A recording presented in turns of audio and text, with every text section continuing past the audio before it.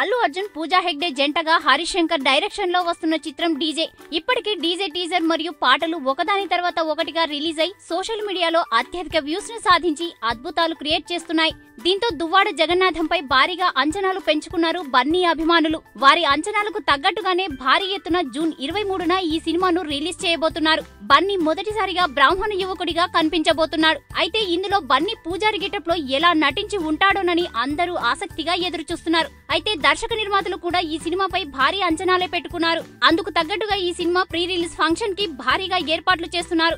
అయితే జూన్ 2వ వారంలో 13 లేదా 14వ తేదీల్లో ఈ ఫంక్షన్ జరపడానికి సన్నాహాలు చేస్తున్నారు. కాగా ఈ మూవీలో బన్నీ కామెడీ సీన్స్ లో గానీ, యాక్షన్ పరంగా గానీ ఫ్యాన్స్ అంచనాలకు తగ్గట్టుగా 2 గెటప్లలో ఇరగదీశాడని సమాచారం.